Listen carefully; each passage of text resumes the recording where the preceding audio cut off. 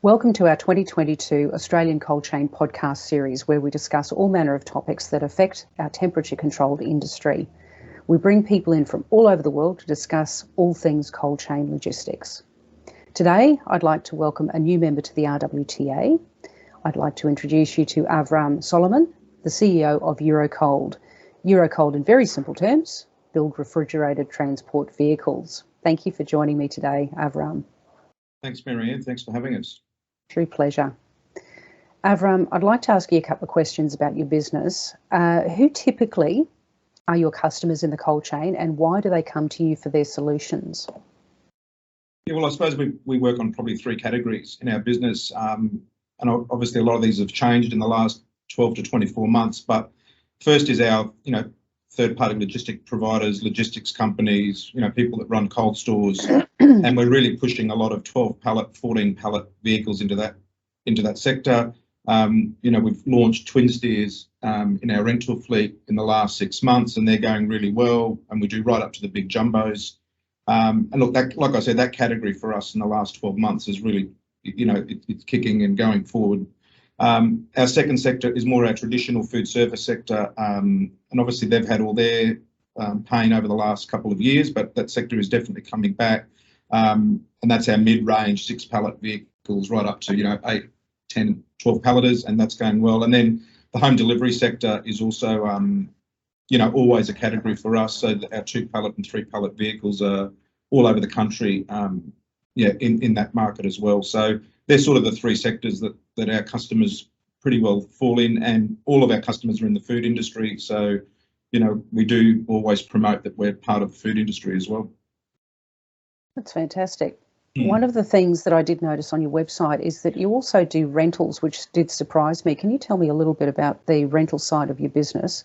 And I would have expected that a lot of people just would prefer to buy. How does your rental, that side of the business, how does it benefit the cold chain?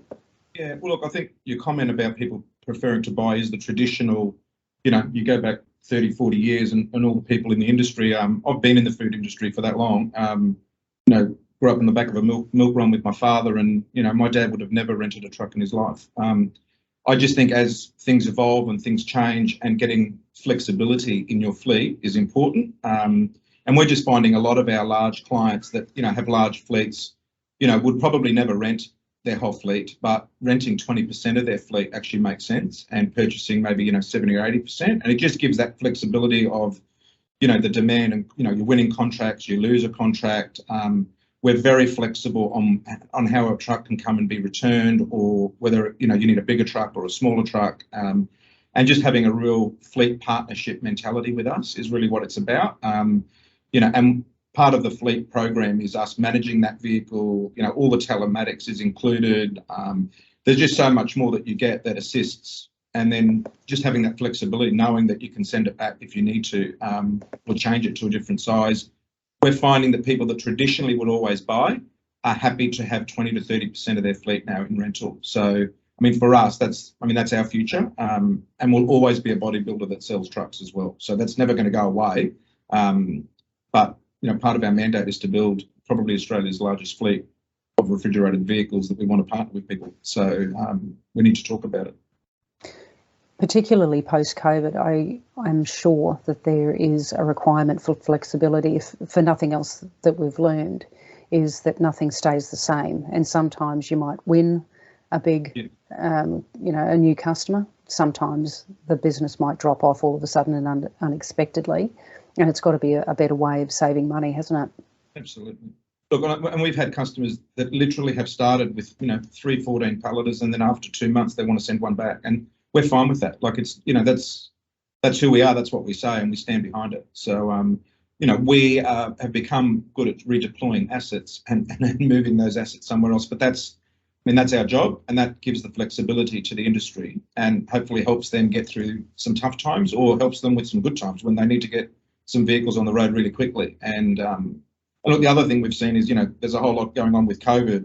There were shutdowns. Obviously we're from Queensland, so we had the floods as well. And, just being able to rent vehicles short term and not even just long term. We want to play a part in that part of the industry as well. And the industry's got to know that we want to be there for them. So, it's a big part of our future. You're in the right place. That's a good thing. Mm. I also noticed something on your website. It was about your ISA kit bodies. Yeah. Tell me a bit about why they're great options for the Australian cold chain.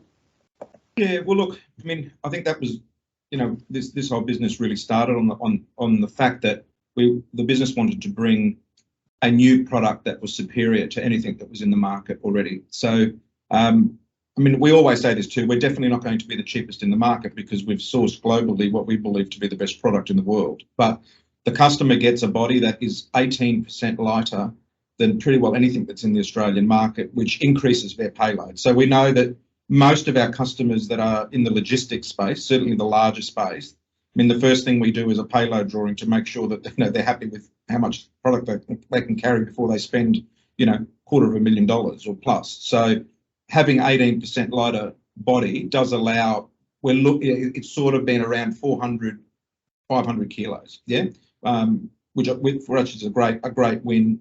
On the other side, the K factor is world class. We know that the way the body is manufactured in Italy and how the panels are actually manufactured, you know, keeps the hot air outside, and that's really what it's all about.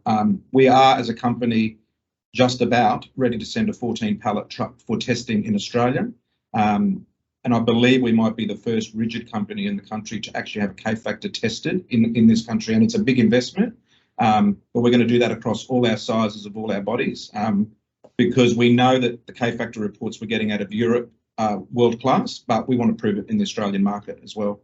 And we tend to be a little bit hotter down here too. So, you know, we've got to keep that hot air out of the inside of our trucks. So look, for us, there were the two things, just being lighter and the K factor. I mean, if the K factor is better, the fridge isn't working as much, customers saving on fuel and, you know, all that other stuff that they all know. But we just want to prove it and be able to stamp it and make the industry aware that we've got a product that's been tested as well. I think it's important, particularly when you say that you're European designed, that that it works here in Australia. We have got some very peculiar, very different, you know, from one end of Australia to the other, some very different conditions that it needs to be functional in. So that makes a lot of sense as well.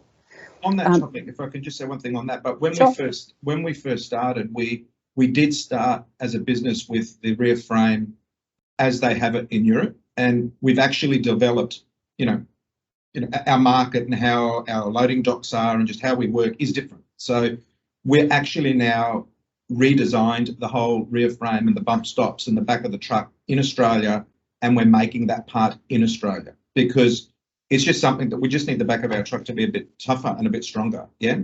And we see that on on a whole lot of different vehicles in this country. I mean, it's very hard. I mean, our loading docks are very different to the European loading docks. So, you know, so they're sort of things that we will keep engineering and developing in Australia as well. That's a great overview, and it's been lovely speaking with you about Eurocold, Avraam. Thank you for taking the time to tell RWTA members about what you do. And for everyone, just before we go, there's a reminder to book for the RWTA 80th Conference and Exhibition in August. It's now only weeks away, so I hope to see you there, Avraam, with you and your team. We're looking forward to seeing you there. Have a look on the conference website. It's www.rwta.com.au/conference-2022. We're adding information daily, so keep up to it. We'll see you there all in Sydney. Thanks so much, Avraam. Talk to you again soon. Thanks for having me. Okay, bye. Bye.